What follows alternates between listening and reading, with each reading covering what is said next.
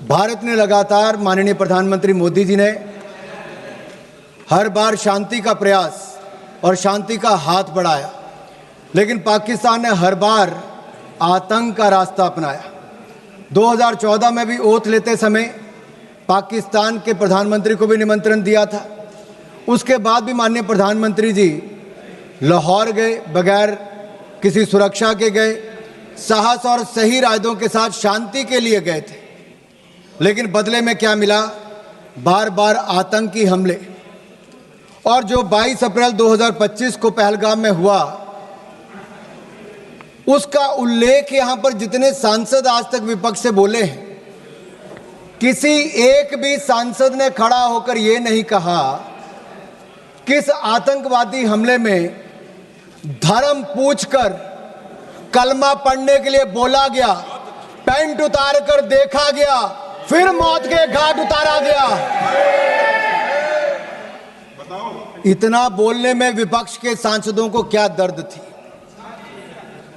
जब रक्षा मंत्री जी भारतीय सेना की उपलब्धियों की चर्चा कर रहे थे, तब कोई ताली नहीं थी, कोई मेज नहीं थपथपा रहे थे।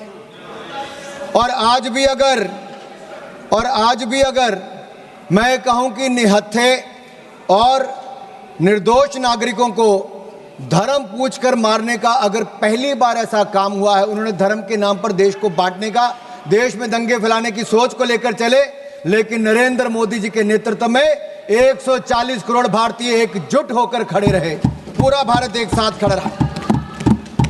उस शाम भारत के घरों में दिए नहीं जले, यहां तक कि रात में घरों का चूल्हा भी ठंडा पड़ा रहा। इन लश्करे आतंकियों ने हमारी बहनों के सिंदूर को मिटाया है। हमारे देश, हमारे लोकतंत्र, 140 करोड़ भारतीयों को चुनौती दी। हमारी सशक्त सरकार और हमारी सशक्त सेना को एक तरह से चुनौती देने का दुस्साहस किया।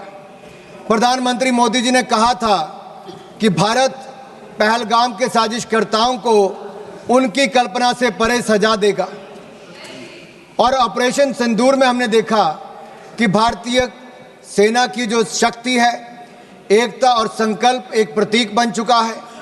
यह शक्ति आतंक के साए को कुचलकर भारत के गौरव को विश्व पटल पर उजागर कर रही है। मैं इतना कहूंगा माननीय सभापति जी, कुछ बात है कि हस्ती मिटती नहीं हमारी, सदियों रहा दुश्मन दौरे जमाना हमारा। और 7 मई को हमने इन दुश्मनों को जवाब देते हुए भारतीय सेना ने पाकिस्तान के अंदर आतंकी ठिकानों पर अचूक और निर्णायक प्रहार किया, और ऐसा प्रहार किया कि जिसका दर्द आज तक पाकिस्तान को हो रहा है। 25 मिनट में 9 आतंकी ठिकानों पर 24 टीक प्रहार करके हमारी सेना ने 100 से अधिक आतंकियों और आतंकी ठिकानों को ध्वस्त करने का काम किया। एक ही झटके में जमींदोज करने का काम किया। यह भारत की त्रिशक्ति जल, थल, नभ का एक संगम था।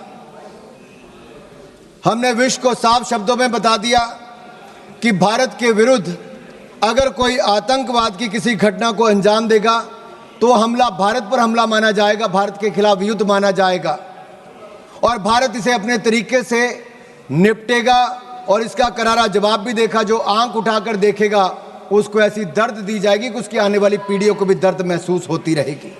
ये भारत का आतंकवाद के विरुद्ध शंखनाद था। ये अब भारत, मैं स्पष्ट करना चाहता हूं, भारत डोजियर नहीं, डोज देगा। अब भारत सबूत नहीं, आतंकी आकाओं को ताबूत भेजेगा। ये नया भारत है, और ये नए भारत का, this is the new normal of new India.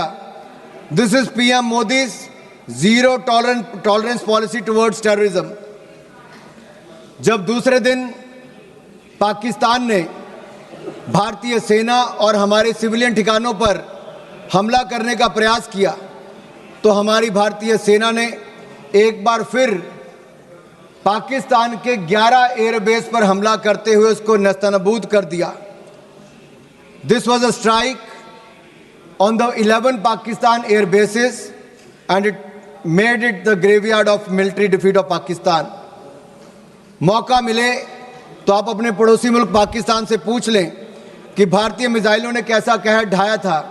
2.5 महीने बाद भी रहीम खान एयरबेस पर आज बैलगाड़ी चलाने लायक भी नहीं बचे। सर कहानी बहुत अच्छी बनी, पकोड़े बहुत अच्छे बने, लेकिन सरसों की जगह केरोसिन तेल डाल दिया, बस यही हो गया। অধ্যক্ষ মহোদয়, অপারেশন সিঁদুর তো পড়ে আসবে, আগে জানতে হবে যে এতগুলো জঙ্গি এলো কোথা থেকে। আজকে হোম মিনিস্টার বলছিলেন যে আয়ে তো ক্যা হুয়া, আ গয়ে তো আ গয়ে। স্যার এরম ভাবে হয় না, যেখানে হাজার হাজার ট্যুরিস্ট পৌঁছতে পারলো, সেখানে যেখানে 4 জন জঙ্গি পৌঁছতে পারলো, সেখানে কেন 10 জন পুলিশ পৌঁছতে পারলো না, এটা আমরা জানতে চাই।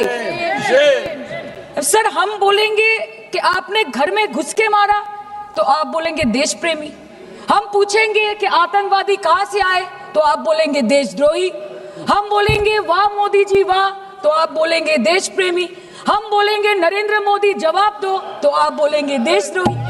ऐसा नहीं होता सर, ऐसा नहीं होता।